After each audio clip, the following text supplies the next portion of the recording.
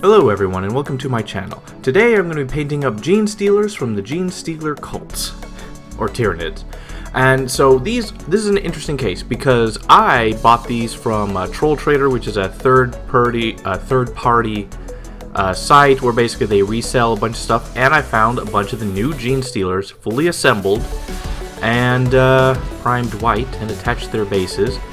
And I bought these because it was like less than $40, and these guys are close to 60 with taxes where I'm at. So I was like, you know what? Perfect. I'll take it. Any way to avoid GW prices and GW directly itself. So these are already primed white. They are a bit uneven in their priming, but oh well. And here are all the paints and stuff I used for the models. There's some steps that I didn't show because they were just basically irrelevant, but they're just small details here and there. Alright, since it already has a white base, we're going to take Dawnstone and Bold Titanium White. What we're going to do is going to take Dawnstone and put it in an airbrush and shoot it from the bottom 45 degrees up to create shadows. And Dawnstone is, because we're going to be doing speed painting mostly, so we don't want the dark layer to be that dark. And then once that was done, we take Bold Titanium White from Pro Acryl, which is a very good high quality white, I recommend it. And we're going to dry brush the entirety of the model. This is going to do all the highlighting and stuff in all the little tiny areas easily.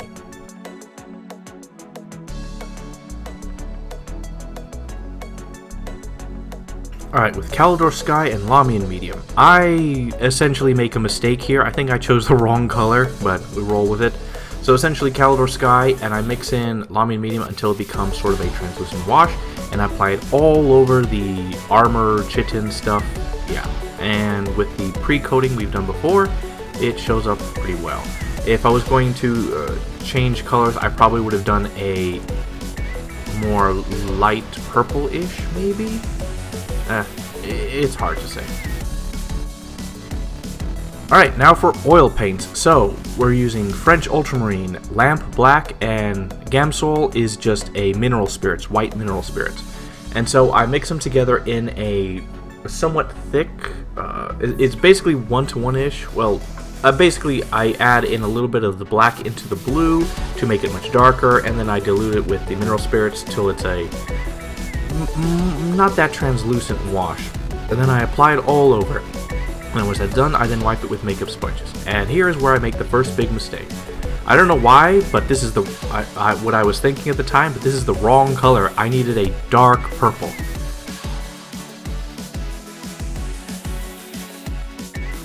And now with Lamp Black mixed with Magenta, basically you want to use very little black because it's a very, very strong pigmented color.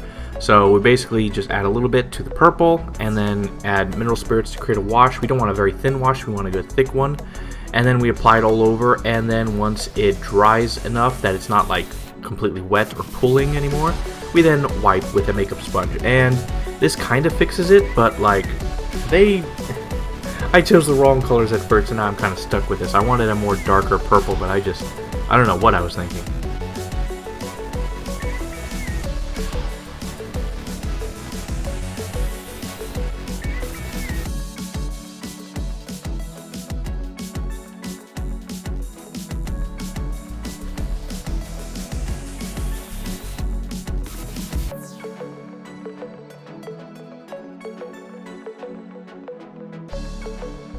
Now with Baharoth Blue and Lamian Medium, basically I just add a little bit of Lamian Medium into this so it becomes a little bit translucent and flows better, but it's not a wash.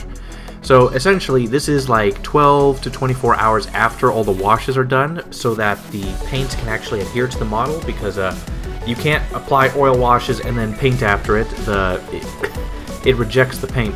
So the point of this is to create light points and to try to add some more structure onto the parts of the body, so the edges of his plates, his spine and stuff, in order to add some structure to the jumble of colors.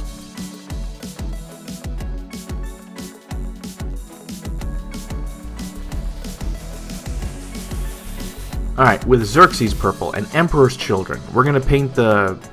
I don't really know what these are, but like these... It's like Piccolo from Dragon Ball Z, the same pink stuff that's on his arms. I don't know why. So basically, with Xerxes Purple, we're going to paint into these cracks, and then we're going to do horizontal lines, or with Emperor's Children. Now, you need a very fine brush for this, I will say. So just FYI, and then I just repeat this all over. It took a while.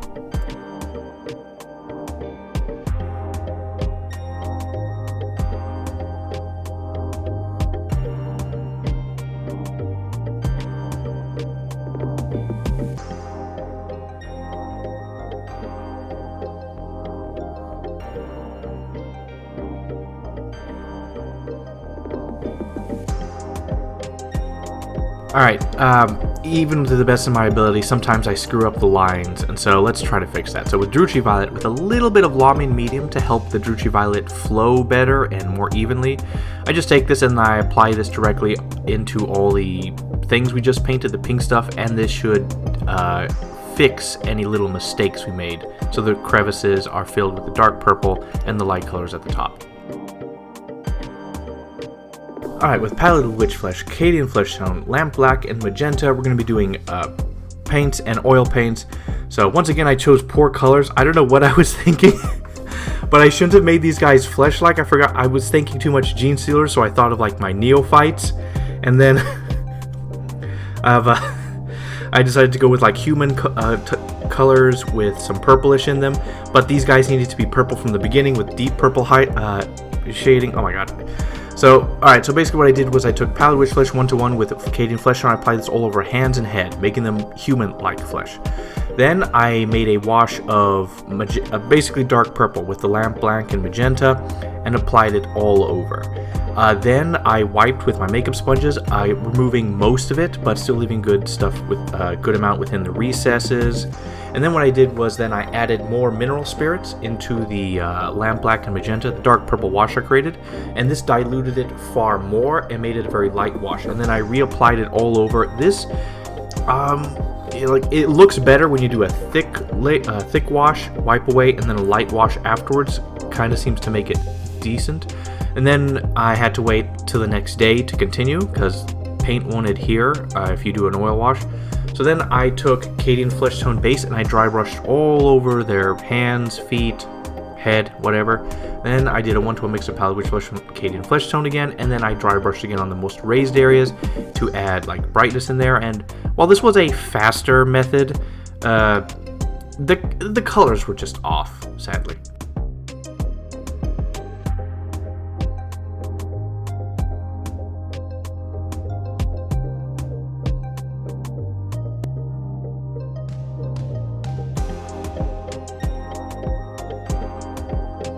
Now with Lamian Medium, Troll Slayer Orange, Luganeth Orange, and Druchii Violet, we're going to paint the face, tentacles, and fix up some stuff.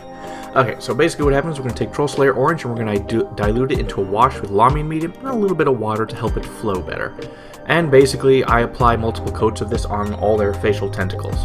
That's it. And then once that's done, I repeat the same process with Luganeth Orange on the bottom half of their tentacles.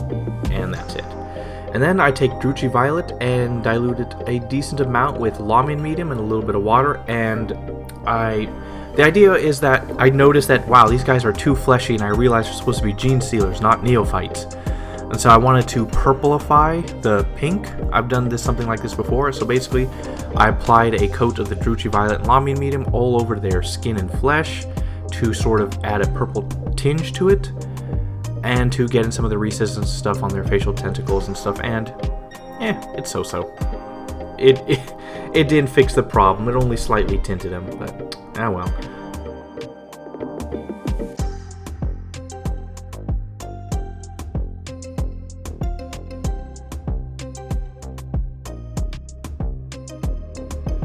And with Luganeth Orange, I just paint their eye, which is pretty easy to do because it's been filled in with washes and stuff, so it's already shaded heavily. Now with Eshin Grey and Dawnstone, essentially like 3 of the Genestealers are standing on some rocks or stones and stuff, I think. So basically all I do is a base layer of Eshin Grey, and then I just dry brush Dawnstone onto them.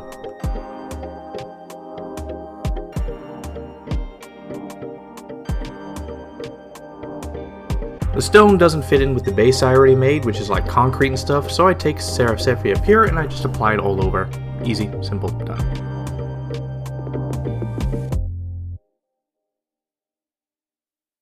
Now, while I don't show how I make the bases in this, I use asphalt and dark terrain from AK to adhere the bases. So basically, I glue the Genestealers onto the bases, and then I use these to fill in the gaps from their feet and stuff for any issues.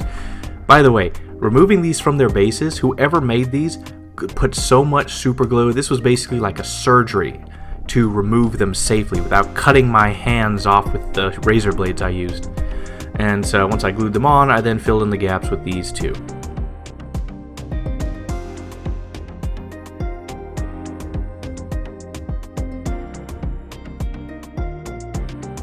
And now with AK Interactive Ultra Matte Varnish and Army Painter's Anti-Shine Matte Varnish, essentially what we're going to do is, there's a certain look that you can get from just painting on them. It's like this somewhat shiny, but not super shiny look. So if you take 1-to-1 of AK Interactive and the Matte Shine Varnish from Army Painter, mix them together, and 1 part water to get rid of the whitening effects, it creates a certain gloss that's subtle and nice and gets rid of any excess gloss that might have happened. So I apply this all over so the Genestealers have a little bit of a shine to them, and then you can put AK Interactive on like the rocks that they're standing on and stuff. And that's about it. And done. Okay, so this was quite a project of me screwing up constantly. I chose every wrong color at every opportunity. And the bases, I mean, they're a bit bland. Like, they have the stuff, but I didn't want to paint like in the road stuff, road work or road lines that the previous models have had. Because I thought, man, these guys can just be on just some basic asphalt that's somewhere. But, it's mad. The mud in it adds a little bit of character, but the base is just basically... the bases are lesser paint, lower quality than the models, and so they detract. They're not bad, they're just lower. Now, as for the models, I chose all the wrong colors. I basically wanted dark purple chitin armor and dark purple skin, and somehow I completely forgot that every single time and made the wrong decision. And so this was me trying to bounce around and find the proper way to try to get it back, and it just didn't work. So oils did a majority of the work, dry brushing and oils added tremendous amounts of highlights and details, and so when it comes to highlighting details and bringing out the details of the model, it's very near perfect. But the color scheme that I ended up bumbling from one thing to another, I'm not happy with. But then again, I do like color diversity in my army and trying to keep things a little different between the squads. These Genestealers, I mean, they are from the Genestealer cults. They are born from humans essentially, and so I could see them like having a bit more fleshy parts of their body, like their skin flesh being a little bit more closer to human. I could see that stretch, but I won't be painting any other Genestealers like this. I just kept choosing all the wrong colors. Oh my god. Oh, that's sad. But anyway, so overall there were some things that were good that came out of this. Hey, look, this didn't take long to paint, yet it takes me 3 weeks to come out with a video. I don't have much energy to paint anymore. Got a manual labor job, and man, when I get back, I am so dead. I can't think on anything. So I just have less time to paint, but I'm trying to make it work. Anyway, whatchamacallit? So a few things that did turn out well. I basically abandoned metals. I wasn't going to bother painting metals, so one of them standing on like a metal pipe. I just didn't bother with metals. I just painted stone, I painted rust, I painted brown, and it looks great. Those are some of the details I didn't show because it was just experimenting, and I really wanted to get this along. It takes longer to record something being painted than me just painting it on the fly. Let's see. The skin, it looks good, but it just doesn't match onto these Genestealers overall. The bases, they're okay, but they lack depth and character. And you guys won't see this, but so at the bottom of all these is a giant magnet so that they can be magnetized onto a magnetic tray so they don't get damaged by the GW carrying cases. So here's the thing. I accidentally put one or two of the magnets on the wrong polarity, and so when I try to line these guys up right next to each other, they actually push each other away. That's going to be a very annoying thing to deal with when you play. Like, I tried to make a perfect line, 2 lines of 5, and then randomly some of them were getting thrown away from the others, and I kept trying to push it back in, but immediately the moment I let go of my fingers, it pushed away. So, if I lose a game because some random guy somehow magically moves like half an inch in one direction and my opponent can make a charge on them, I'm going to be pissed. Anyway, so like the video if you like the video, share if you want to share, comment if you want to comment, and more to come.